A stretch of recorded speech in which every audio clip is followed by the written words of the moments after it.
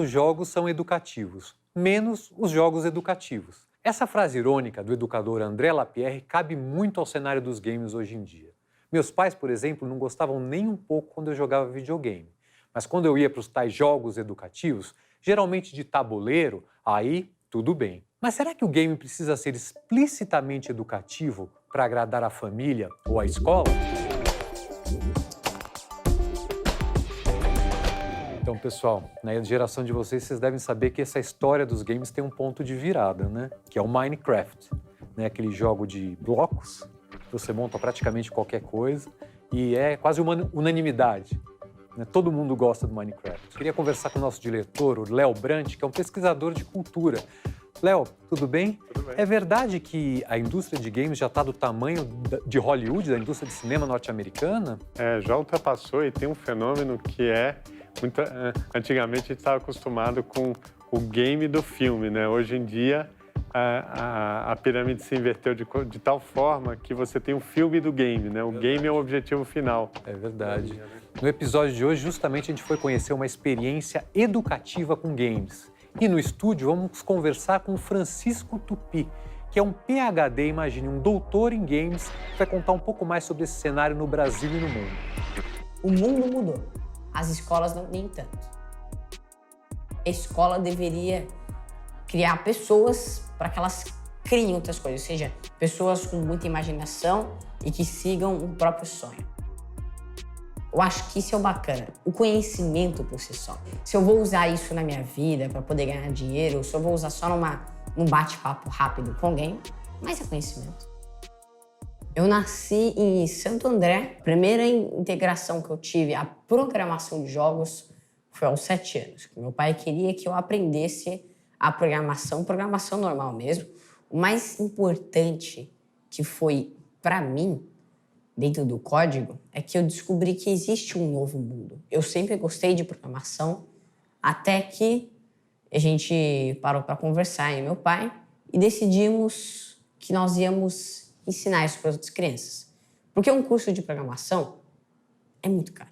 Então, nós fomos numa ONG que tinha perto da minha escola e a gente começou a toda segunda-feira fazer uma aula de programação lá. Apesar que meu pai também gosta muito de ensinar, eu acho que essa vontade de ensinar sempre veio de mim. Porque eu sempre gostei de ajudar as pessoas. Que daí veio toda a questão de eu começar a ensinar programação e a palestrar ao redor do Brasil. Primeiramente, essa vai ser uma oficina que os scratch cards. Os scratch cards são geralmente cartões que a gente imprime, que são tipo uma série de 5, 6, 7 cartõezinhos que eles juntos fazem um jogo inteiro. Essa vai ser a aula. Então a gente vai fazer passo a passo de como criar o próprio jogo. E um dia o Matheus estava lá jogava muito Minecraft. Aí eu falei, cara, por que você está jogando tanto isso, cara? Vai fazer alguma coisa útil da sua vida, né? Aí ele parou para me mostrar por que ele estava jogando. Quando ele me mostrou, ele começou a mostrar para mim conceitos que tinham relacionados à engenharia, à química, à elétrica e à automatização de processos. Eu falei, cara, então por que não começar a programar jogos? Transformando, então, uma atividade que seria somente para distração, para uma atividade que pudesse dar a ele conhecimento e bagagem para outras coisas. E eu estava acostumado com um sistema de ensino onde a criança fica quietinha, todo mundo quietinho, e é esse que era o certo. Mas eu contive isso e deixei o Matheus dar aula. E quando eu entrava na sala, no final da aula, todas as crianças tinham concluído todos os projetos, todo mundo estava feliz, compartilhando, brincando, então aquilo se transformou na diversão produtiva. Então eles estavam se divertindo e produzindo ao mesmo tempo. E isso mudou muito minha forma de como olhar as crianças. Se eu bloquear a experiência dele, como ele vai evoluir, como ele vai ter autonomia, como ele vai ser alguém de quem ele possa se orgulhar. Mas uma coisa que eu gosto nas oficinas é que a pessoa pode expressar a própria criatividade. Então, aí vem a imaginação da criança, que ela pode, né, escolher o que ela quer. Ela pode escolher ter aquela criatividade maior para poder decidir se ela quer isso ou se ela não quer isso.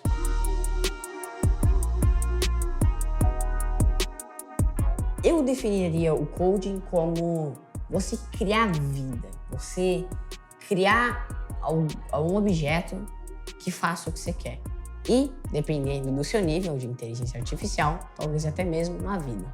Se solta sua imaginação, sua criatividade, que uma coisa você pode aplicar universalmente. Você pode aplicar com problemas do dia a dia, problemas de matemática, inclusive. Muitas crianças não têm interesse na escola, elas fazem porque é obrigação delas. Então, se você for ver, hoje em dia, muitas escolas é quase igual a uma linha de produção. Você tem umas instruções que você tem que seguir e você tem o que você tem que fazer. Você vê que tudo é organizado numa fileira, da mesma forma que seria numa rotina de trabalho. E aí, alguém vai julgar se o que você fez tá certo ou não. Eu acho que aplicando jogos, você pode aplicar esse conhecimento de uma forma que a criança vai entender, vai guardar com mais carinho esse conhecimento e vai processar de forma melhor, transformando o conhecimento numa memória alegre, onde ela, toda vez que ela vai se lembrar do que ela aprendeu, vai ficar super feliz. Cada vez mais na nossa vida, os robôs vêm se integrando com a gente, né? Em muitas fábricas, os robôs que eles fazem o assembly, ou seja, eles que montam os carros, eles que montam a maior parte das coisas hoje em dia. Existe uma forma de poder estudar, de forma fácil, para poder, em vez de fazer o que o robô faz, consertar o robô, ou ter ideias para que o robô possa ter um desempenho melhor. A programação deveria ser uma matéria, inclusive. Então, eu vejo que vai ser bem importante.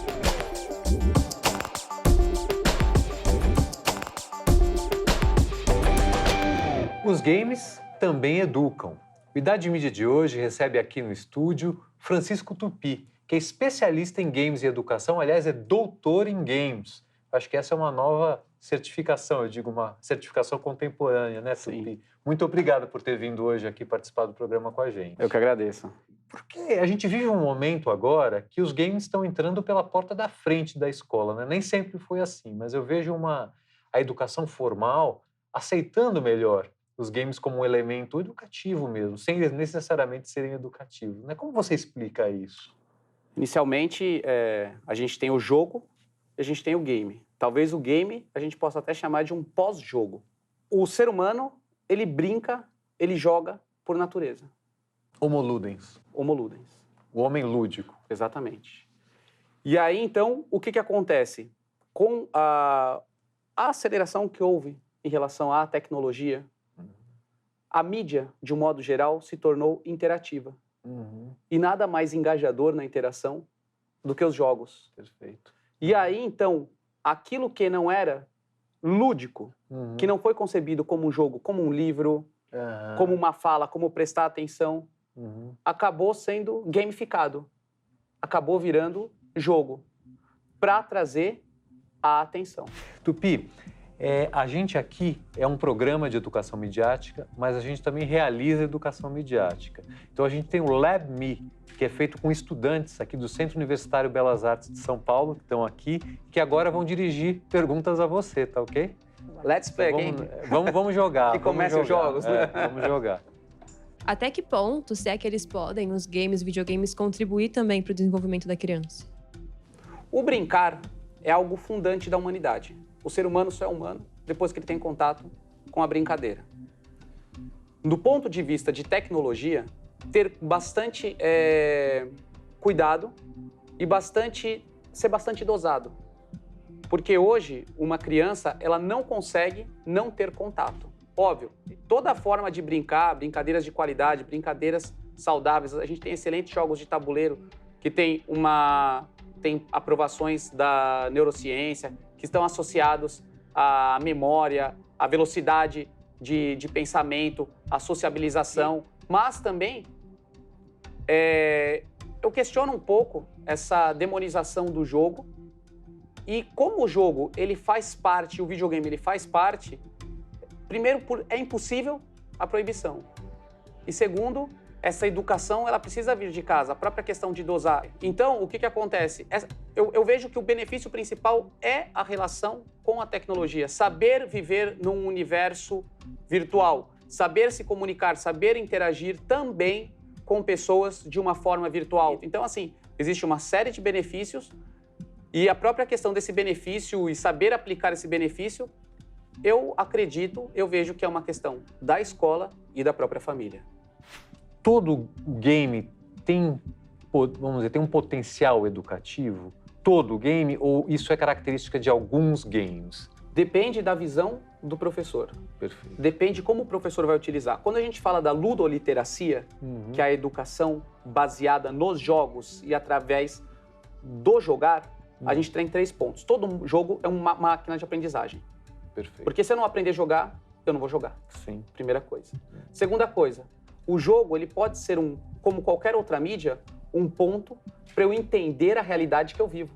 Claro. Então, se eu quiser entender uma sociedade, eu posso estudar os jogos delas, Sim. que eu vou entender tudo o que acontece naquele contexto. Eu parto do pressuposto que todo jogo pode ser uma máquina de aprendizado, contanto que eu tenha uma metodologia, contanto que isso esteja amarrado em habilidades e competências e, o mais importante de tudo, talvez a primeira ousadia do ser humano seja pensar, talvez a segunda seja fazer pensar.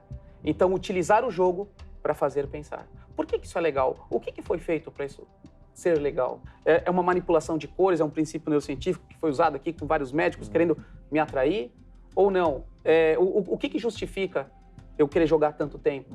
Sabe, essa questão do self-awareness, do autoconhecimento, educadores como o Dido Krishnamurti, que falam muito dessa questão de você se observar jogando, tentar entender. Depois que eu jogo, eu posso ser uma pessoa diferente ou sou a mesma pessoa? A gente não fala dos games hoje sem falar de realidade virtual. O Oculus VR, né?